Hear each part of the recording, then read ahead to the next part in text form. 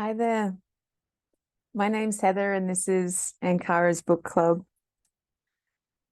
I just wanted to jump on and talk to you all about yet another book that changed my life, changed the course of my reality, changed the way I thought, opened doors. And as I always say, I think books can be a message sent by your guides for sure. Pay attention to what books stand out for you at what times. When someone recommends a book, when you stumble across a book, when someone gives you a book, I think that's all within divine timing. And the way that that book enters your life is just this beautiful alchemy that I am just forever in awe of. So the next book I wanted to talk to you guys about is one that, definitely opened up a few doors in my mind, but then how it changed the course of my life was really interesting. Now, I want to say that on Ankara's book club, I don't want to be confined by just one genre. I like to read all sorts of different things. I will admit that I'm a little bit more taken by nonfiction and self-development and self-healing type books, but every now and then a fiction will grab me and it will be exhilarating. But this book was recommended to me by a friend. I'd seen it around. I'd definitely seen it around. And I was exploring the depths of my intuition at the time. And I picked up this book. It's called The New Human by Mary Rodwell. Awakening to Our Cosmic Heritage. So I am into starseed information when it's written well.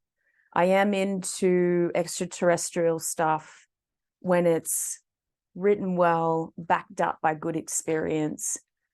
Obviously, there's a lot out there in these topics, but at the time, I was really craving more.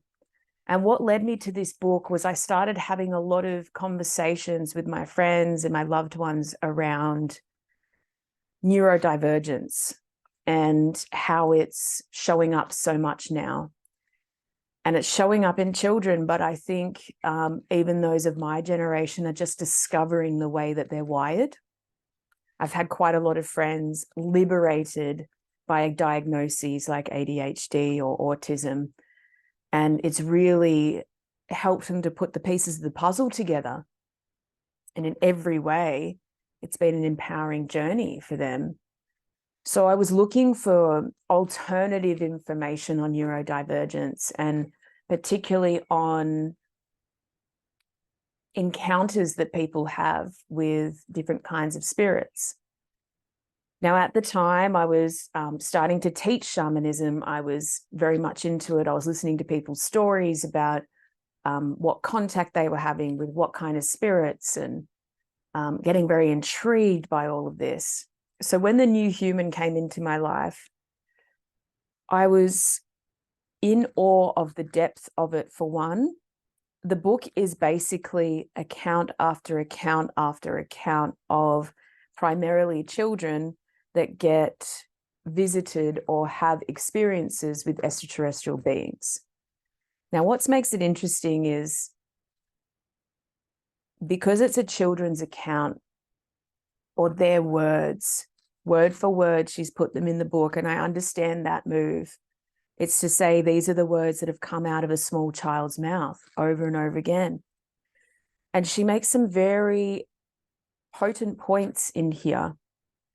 Now, listening to the depth of the detail that these children are going in about who they were visited by, or did they spend a night in the dream state, either visited or somewhere else. And Mary Rodwell was the person they could go to that wouldn't turn them away, that wouldn't tell them that they were just children having imaginations. She's obviously supported a whole lot of parents that would have been very confused by the situation. And she has done a lot in her career. And she's also backed it up by a lot of work with UFO groups and research groups. And she's really accounted the information. She's not just spitballing here, and she's not just going off her experience.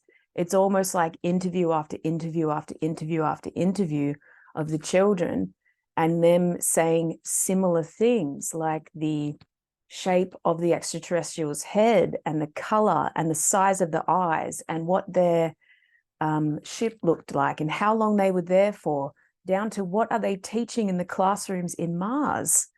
It's profound. It is really profound. And I think with books like this, no matter how open-minded we are, we all go in a bit skeptical. I've got a very open mind, but as you can see, there's a hefty amount of anecdotal information in here. And she starts to make links between the children that get visited and have these experiences are often linked to adults that used to have experiences or still do, but maybe they've shut their intuition down, they've shut down those experiences, because what are we going to do with that? Particularly in the generations before ours, this is nothing but crazy territory if you went to a doctor or a psychologist. And honestly, who else do you go to? Maybe a religious leader of some kind. And she talks about the link between gifted children that would often manifest today with neurodivergence, heightened emotions, maybe some of the indicators of other conditions like autism. And they are the ones being contacted. They are the ones having these lucid experiences.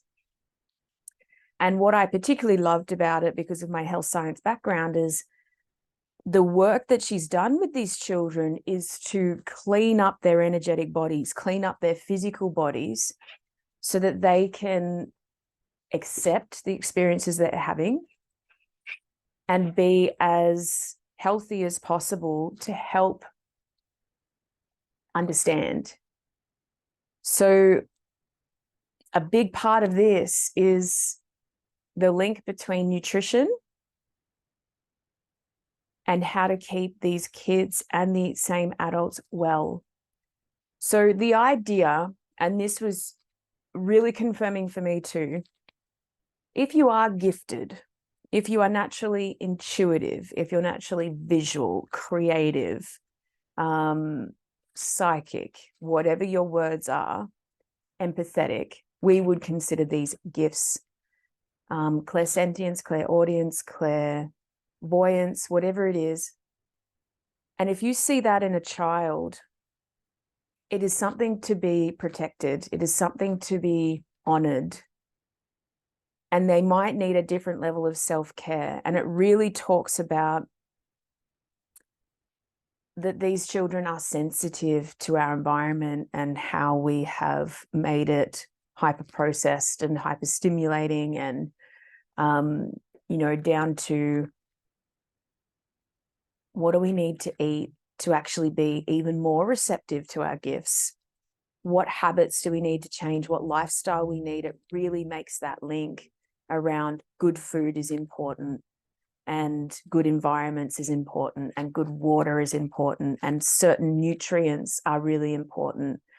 And she noticed that the children that went towards certain nutritional needs and these lifestyle changes were feeling better day to day, doing better at school, alongside what they could achieve with Mary as a therapeutic practitioner relationship, someone that really encouraged them and said, it's okay, tell me more. So they felt heard and they weren't shunned. Hey, lovelies, if you're resonating with this content, don't forget to like it and subscribe to the channel. It really helps us out, helps out the channel, helps us to make beautiful content for you all. Don't forget to comment down below too if you want to share your experiences, ask us a question, and send in some requests. We'd love to know what you want more videos about. Once again, thank you for watching, and we love you all so much. And it really solidified in my mind that, you know, if we call it neurodivergence, these are gifted people coming through, and I do believe that they are here to show us what the new world will be like, and that's what she claims. The new human is the gifted, is the neurodivergent, is the change within the system that we need. We need the hypersensitive kids that can't sit in the classrooms with the fluoro lights. We need the adults that have intolerances to all the things that have gone wrong in our food. We need a space to be our gifted selves and to not be shunned. And it doesn't need to be called a mental health pattern. It needs to be called a gift. And if we are gifted, it really invites us into looking after ourselves even more. So when this came into my life, I started considering and amplifying a conversation around those of us that are naturally gifted really need to look after ourselves in alignment with what we need. And if that's more nature, better food, better water, more movement, a cleaner environment, better people around us, kind, empathetic people around us, whatever it is, we need to prioritize that. Because also what I see in mental health patterns, and particularly ones that are diagnosed, prescribed medication, maybe end up in a dire state, maybe a lot of that could have been lessened by proper nutritional care. Because a gifted person that is imbalanced presents like a very unwell person. That's when we go into instability. We go into delusion. We can go into chronic stress. The difference between having a vision and seeing something that is a delusion usually comes down to the wellness and the filters of the person that is seeing that. If we want to be a channel to source energy, if we want these experiences in our life, visions, being connected to nature, talking to our ancestors, listening to spirit, then we have to make sure the vessel is as pure as we can make it. Now, purity just means as close to your vibration as you need it to be. Don't worry about what everybody else needs. Don't worry about what the system tells you is right. What do you need? What makes you well? And it's different for everyone. But she presents this in such a grounded way. If you had gifted children, 100%, I'd be reading all of Mary Rodwell's books. If you were intrigued in your own gifting or neurodivergence as well, I'd still pick it up and have a read. If you want to know what all this extraterrestrial stuff is about and if it's real that people have encounters, this is a lovely introduction. And if you've already had those encounters and there's any kind of shame or embarrassment around that, please pick up the book, because you'll see that there are hundreds of people that are also having similar experiences, and most of them didn't ask for it. It was something that happens with a lot of us as spiritual connection. It's just something that is part of us and starts to happen.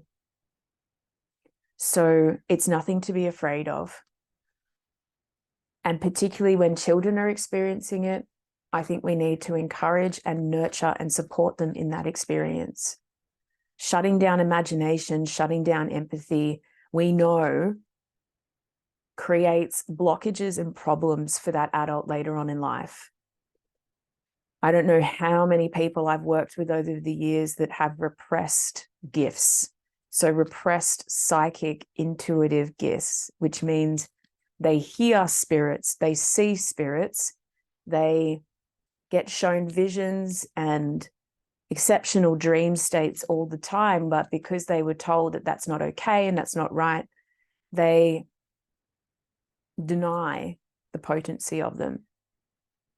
What I see that manifesting as the most is strange conditions and syndromes, very much a lack of fulfillment in life.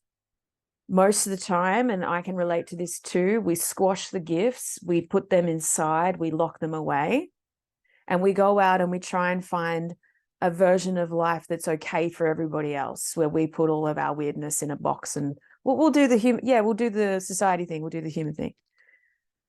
And we get to a point where we think, is this it?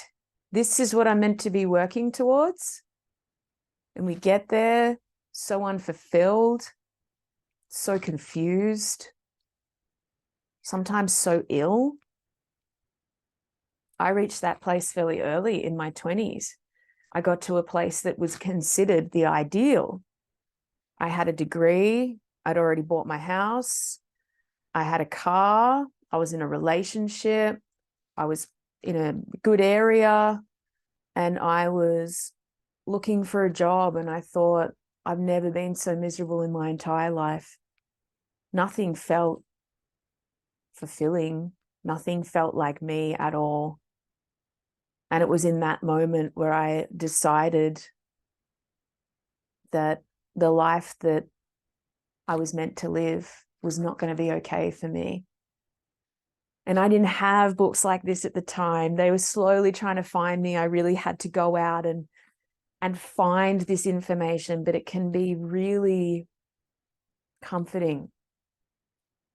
So the interesting part about what this book brought into my life was, not long after I read it, I started my podcast, Spoken Synergy, with a friend of mine.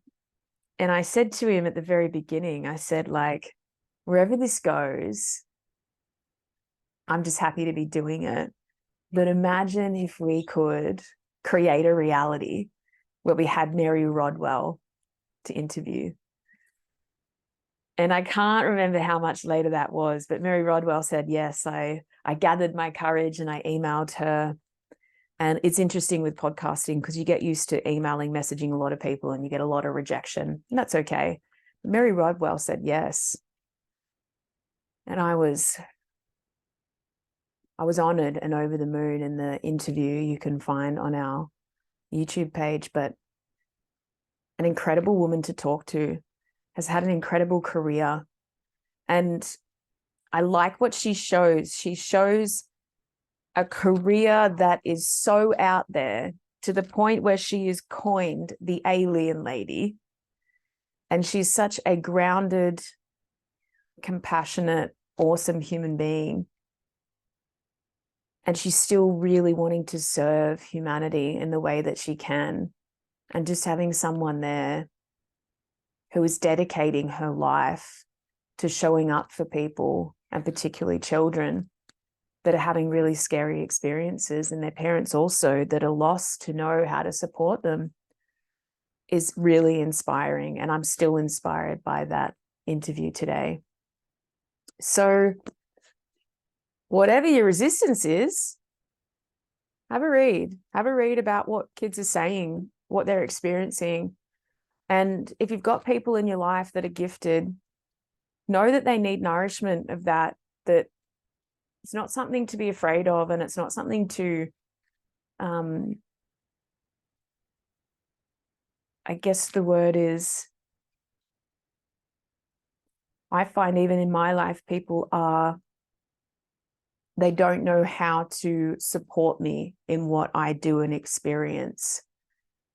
And all I would ask anyone is just listen and don't judge, and support what I'm doing, because a lot of it comes down to, we're just trying to manage gifts in our life that constantly make us feel different, or like we don't fit in, or somehow the programs from society are very strong and you feel like it's a fault or an oversensitivity or something that's not okay. Surround yourself with people in your life that just say, like, that's awesome, tell me more about your vision, Or that's so cool. What are you feeling? Or can you help me with, I think there's a spirit in my house. Can you help me?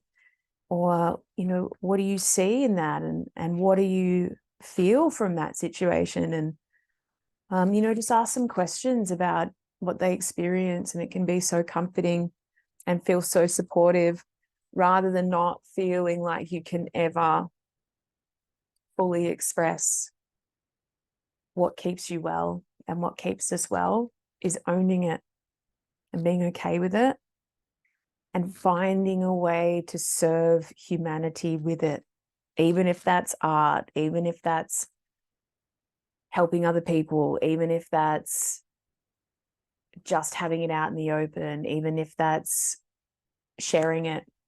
It can be profoundly healing. And she really makes that point.